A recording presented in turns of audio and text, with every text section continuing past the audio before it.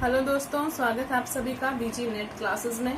इसमें हमने पिछली क्लास में यूटिलिटी का टॉपिक स्टार्ट किया था, जिसमें कार्डिनल यूटिलिटी का फर्स्ट पार्ट हम लोगों ने किया, law of diminishing marginal utility. अगर किसी ने वो नहीं देखा है तो एक बार प्लीज पिछली वीडियो विजिट जरूर करें, ताकि आप इस टॉपिक से आगे आगे अपना लिंक क्रिएट कर पाए।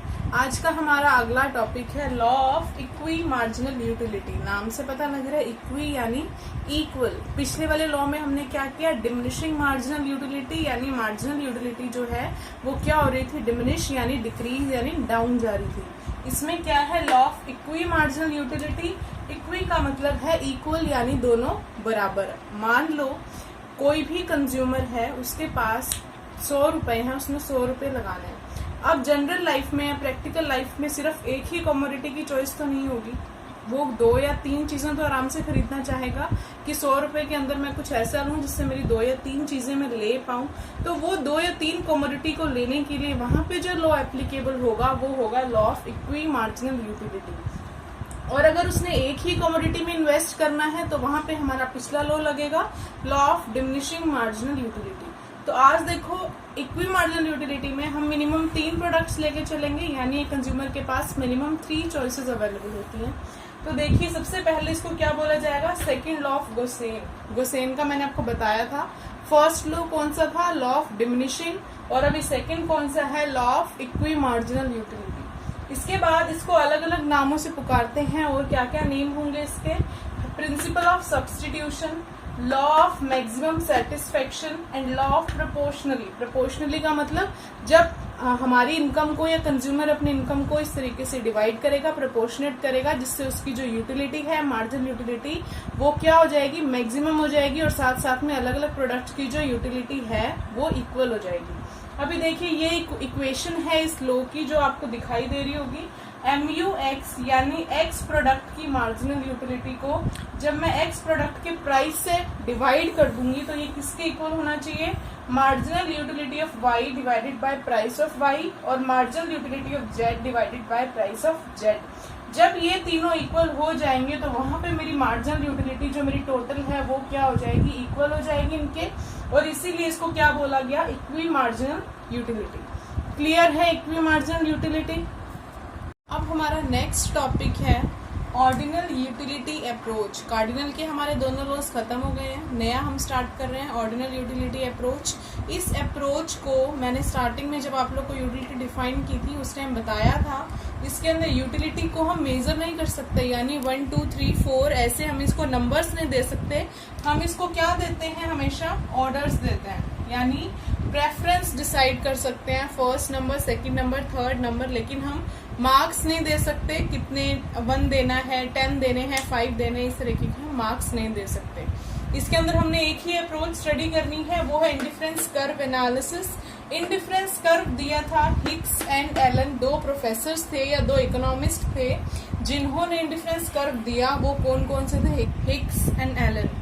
अब देखिए, इंडिफरेंस कर्व के अंदर नाम में ही क्या लिखा है, इंडिफरेंस। इंडिफरेंस का मतलब क्या होता है, इसको हिंदी में बोलेंगे उदासीनता, यानी न्यूट्रल जो चीज हो जाए।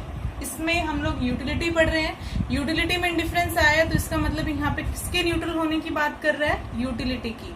अब जब यूटिलिटी न्यूट्रल होना, यानी 2 पॉइंट्स पे यूटिलिटी जब आपकी सेम हो जाएगी, सेम लेवल ऑफ सेटिस्फेक्शन होगा 2 वस्तुओं का, 2 कमोडिटीज का, तो वहां पे हम किसकी स्टडी करेंगे, इंडिफरेंस कर्व एनालिसिस।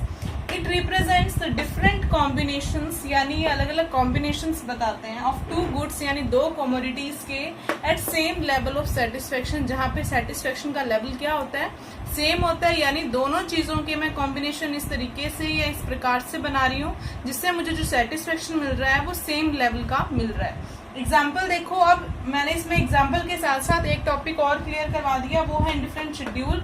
हम लोगों ने बात करी थी शेड्यूल क्या होता है, जब आप किसी भी चीज को टेबल की फॉर्म में शो कर दोगे तो वो क्या बन जाएगा, शेड्यूल बन जाएगा। तो इसलिए मैंने यहाँ पे इसकी कोई डेफिनेशन नहीं लिखी है, डायरेक्ट टेबल बनाई है, डायरेक्ट एग्जाम्पल लिया है।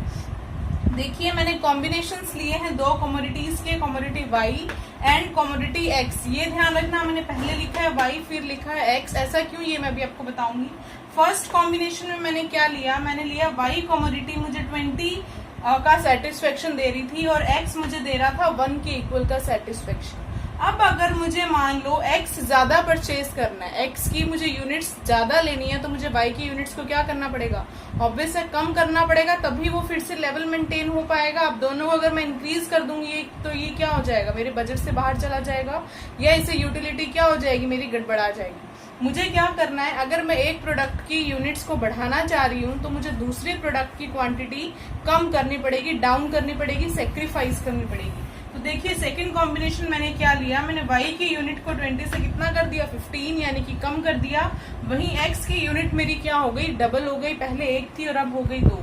इसी तरीके से थर्ड कॉम्बिनेशन में y की यूनिट्स और कम हुई और x की इंक्रीज, और फोर्थ कॉम्बिनेशन में y की यूनिट्स और डाउन होते होते और x की और भी ज्यादा इंक्रीज हो गई। तो ये क्लियर है आप लोगों को कि जैसे ही आप एक कमोडिटी को इंक्रीज करना चाहोगे, आपको दूसरी कमोडिटी को डिक्रीज करना ही पड़ेगा। क्यों? क्योंकि आपको सेम लेवल ऑफ सेटिस्फेक्शन को मेंटेन करके चलना है। अब ये यहाँ तक आपको समझ आया। अब मैंने एक जगह यहाँ पे लिखा है MRS x और y। MRS का क्या मतलब है, marginal rate of substitution. Substitution क्या होता है, सब्स्टिट्यूट का मीनिंग मैंने आपको पहले भी बताया था। जब आप एक की जगह दूसरी चीज यूज कर रहे हो तो आप इसमें क्या कर रहे हो, y की जगह x को ज्यादा यूज कर रहे हो, तो ये आपने क्या कर दिया, सब्स्टिट्यूट कर दिया। इसीलिए हम यहाँ पे क्या कैलकुलेट करेंगे, marginal rate of substitution. x and y, यानी x की प्रोडक्ट को इंक्रीज करने के लिए आप y की कितनी यूनिट्स को सेक्रीफाइस कर रहे हो, आपको वो कैलकुलेट करनी है। अब पीछे y लिखा है तो हमेशा ऊपर ही आगे की साइड में क्या लिखूंगी, y की यूनिट्स। पहले के अंदर ये होगी नील, क्यों, क्योंकि अभी मैंने यहाँ से स्टार्ट किया है, इसके ऊपर कोई और यूनिट्स नहीं है कंपेयर करने के लिए। अब जब मैं y की 20 यूनिट से 15 यूनिट्स पे आई, मैंने कितनी यूनिट्स का सेक्रीफाइस किया, 5 यूनिट्स का। दूसरी लाइन में लिखो 5 यूनिट्स का मैंने सेक्रीफाइस किया। कितनी x की इंक्रीज करने के लिए, 1x को इंक्रीज करने के लिए। यानी इससे मुझे क्या पता लग रहा है, x की 1 यूनिट बढ़ाने के लिए मैं y की 5 यूनिट्स को डिक्रीज कर रही हूँ या सेक्रीफाइस कर रही हूँ। आगे चलते हैं, 15 से मैं 11 पे आई, यानी मैंने 4 यूनिट्स का सेक्रीफाइस किया है। कितनी यूनिट्स के लिए, अगेन 2 से 3 पे जाने के लिए, यानी 1 यूनिट को इंक्रीज करने के लिए। फिर मैं 11 से 8 पे आई, यानी कि 3 एंड 1। ये क्या हो गई मेरी marginal rate of substitution x and y। ये ध्यान रखना, अगर y पीछे है तो हमेशा y आगे आएगा, और अगर मैं आपसे पूछूं MRS ऑफ yx, तो यहाँ पे क्या होगा, x आगे आएगा और y पीछे आएगा। ये चीज ध्यान में रखना। एक बार इसका क्वेश्चन भी आया हुआ है कि इसके अंदर डिवाइड के टाइम, अब जो चीज आगे आ रही है डिवाइड में, ये चीज क्या होगी, ऊपर होगी। ऑब्वियस है, जब आप रेशो को डिवाइड में लिखना चाहोगे तो x रेशो y को आप x डिवाइडेड बाय y भी तो लिख सकते हो ना। यही आप 5 को 5 डिवाइड बाय 1 भी लिख सकते हो। तो यहाँ पे आपने क्या किया, y पीछे था तो y ऊपर आया, यहाँ पे y आगे था तो y नीचे आया। यानी जो चीज पीछे आएगी वो ऊपर आएगी, बस एक इस चीज का ध्यान रखना। अब चलते हैं नेक्स्ट है इंडिफरेंस मैप। इंडिफरेंस मैप को समझने से पहले मुझे इंडिफरेंस कर्व को समझना पड़ेगा। और इंडिफरेंस कर्व क्या होता है, जब मैं इस टेबल को y और x को कर्व में बना दूंगी तो वो मेरे लिए क्या बन जाएगा, इंडिफरेंस कर्व। अब देखो मैं इन डाटा का यूज नहीं कर रही हूँ, आप चाहो तो कर सकते हो। ये कर्व बनेगा इस शेप का, जैसा हमने डिमांड कर्व बनाया था, इंडिफरेंस कर्व भी वैसे ही शेप का बनेगा। डिमांड कर्व की स्लोप हमने क्या की थी, ये होता है नेगेटिव स्लोप वाला, left to right. Same demand curve में हमने यही किया था। डिमांड कर्व भी होता है नेगेटिव स्लोप वाला, क्यों, क्योंकि दोनों के बीच में क्या था, नेगेटिव रिलेशन था। तो वही x और y के बीच में भी कैसा रिलेशन है, नेगेटिव है, तो इसीलिए ये क्या होगा, नेगेटिव स्लोप वाला। और लेफ्ट टू राइट डाउनवर्ड जाता हुआ, तो इसकी स्लोप भी याद रखना। Indifference curve negative, left to right downward sloping होगा हमेशा। अब ये देखो, इसकी ये जो बैक निकली हुई है ये कहाँ है, ओरिजिन की साइड है। अब इसको शेप को क्या बोलेंगे, कन्वेक्स टू ओरिजिन।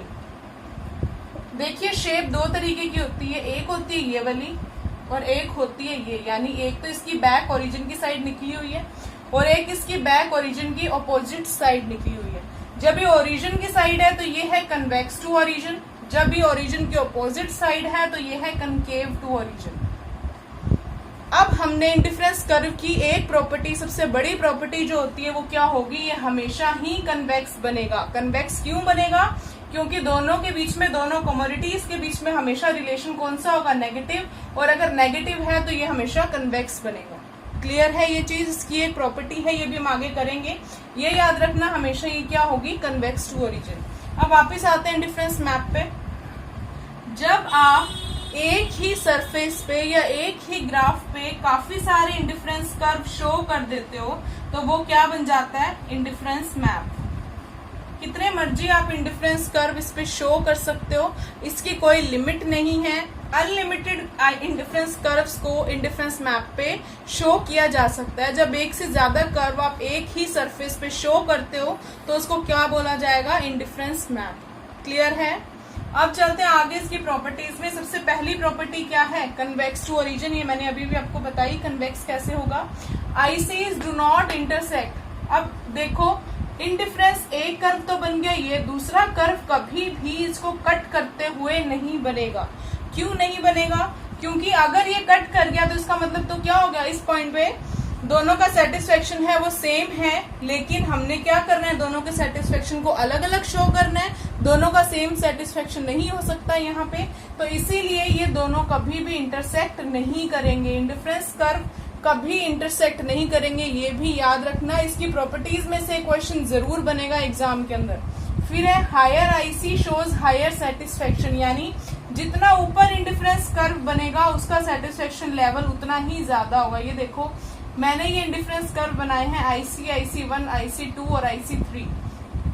इसके अंदर IC1 का सेटिस्फेक्शन IC से ज्यादा होगा, क्यों, क्योंकि ऊपर बन रहा है। IC2 का सेटिस्फेक्शन 1 से भी ज्यादा होगा और 3 का सेटिस्फेक्शन सबसे ही ज्यादा होगा। यानी जो कर्व जितना ऊपर हो रहा है उसका सेटिस्फेक्शन लेवल उतना ही ज्यादा रहेगा। और नेक्स्ट है IC में नॉट बी पैरेलल, यानी IC एक दूसरे को इंटरसेक्ट नहीं करेंगे, हमने पढ़ लिया। लेकिन इसके लिए जरूरी नहीं है कि ये दोनों पैरेलल होनी चाहिए, शेप इनकी कोई भी हो सकती है। जैसे मान लो पैरेलल तो ये हो गई जहाँ पे ये लोग नहीं मिलेंगे, लेकिन पैरेलल होना भी जरूरी नहीं है। यानी कि ये देखो, ऐसी शेप भी हो सकती है जहां आपको लगे कि हाँ ये आगे जाके मिल जाएंगे, तो ये कभी मिलेंगे नहीं, लेकिन इनकी शेप ऐसी हो सकती है। नेक्स्ट है कॉम्प्लीमेंट्री गुड्स के केस में ये इंडिफरेंस कर्व बनेगा एल शेप का। ये एक एक्सेप्शन है, लेकिन इसके साथ साथ इसका एक फीचर भी है कि अगर कॉम्प्लीमेंट्री गुड्स है, कॉम्प्लीमेंट्री गुड्स कौन सी होंगी, पेन एंड इंक, जो दोनों साथ में यूज होती है। अगर कॉम्प्लीमेंट्री गुड्स हैं तो उसके केस में जो इंडिफरेंस कर्व है वो हमेशा एल शेप का बनेगा, यानी इसको हम 90 डिग्री एंगल पे बोल सकते हैं, या राइट एंगल पे ये हमेशा इंडिफरेंस कर्व बनेगा। अब इंडिफरेंस कर्व के साथ साथ एक छोटा सा पॉइंट और आता है, वो है बजट लाइन। बजट लाइन का क्या मतलब है, बजट लाइन, कोई भी कंज्यूमर है उसके पास इनकम है वो लिमिटेड होगी, यानी उसके पास इनकम क्या होगी, वो एक अपनी इनकम का छोटा सा पार्ट ही खर्च करना चाहेगा। जैसे मान लो मैं अपनी इनकम में से 100 रुपए ही खर्च करना चाह रही हूँ, तो 100 की मेरे पास क्या है, मेरी बजट है। मैं इस 100 रुपए को क्रॉस नहीं कर सकती हूँ, तो 100 मेरे लिए क्या है, मेरी बजट लाइन, या हम इसको बोल सकते हैं बजट कॉन्स्टेंट। बजट लाइन या बजट कांस्टेंट एक ही बात है। जो बजट मैंने हाईएस्ट डिसाइड कर लिया, जिस बजट से मैं बाहर नहीं जा सकती हूँ, वो मेरे लिए क्या बन जाएगी, मेरी बजट लाइन। अब मैंने 100 रुपए का एग्जांपल लिया है, तो ये मान लो 100 रुपए है मेरे पास हाईएस्ट, यहाँ से शुरू करके यहाँ पे, तो ये मेरे लिए क्या बन गई, बजट लाइन। अब इसके साथ साथ मुझे एक और प्रॉपर्टीज की ध्यान आई। देखो, इंडिफरेंस कर्व में कभी भी ये किसी भी एक्सिस को टच नहीं करेगा। Do not touch any axis, यानी ना तो ये एक्स को टच करेगा ना ये वाई को टच करेगा। देखो, ये ऐसे निकल जाएगा और यहाँ से ये ऐसे निकल जाएगा, कभी भी इसको टच नहीं करेगा। क्यों नहीं करेगा, क्योंकि जिस एक्सिस पे इसने टच कर दिया वहां पे उस कमोडिटी की वैल्यू कितनी हो गई, 0 हो गई। और 0 हम नहीं कर सकते, हमने क्या रखनी है, हमने दोनों की यूनिट्स को कंज्यूम करना है, दोनों को कॉम्बिनेशन शो करना है। अगर एक यूनिट को मैंने 0 ही कर दिया तो फिर कॉम्बिनेशन तो वहां बना ही नहीं। तो कॉम्बिनेशन बनाने के लिए ये कभी भी एक्स को या वाई को, किसी भी एक्सिस को टच नहीं करेगा। यहाँ पे हमारा इंडिफरेंस कर्व जो है वो कंप्लीट होता है। नेक्स्ट टॉपिक हम करेंगे नेक्स्ट क्लास में। कोई डाउट हो तो उसको कमेंट सेक्शन में पूछें और आप हमसे जुड़े रहिए आगे के टॉपिक्स के लिए। और हमारी वीडियो को लाइक, शेयर एंड सब्सक्राइब करना ना भूलें। Thank you and bye bye.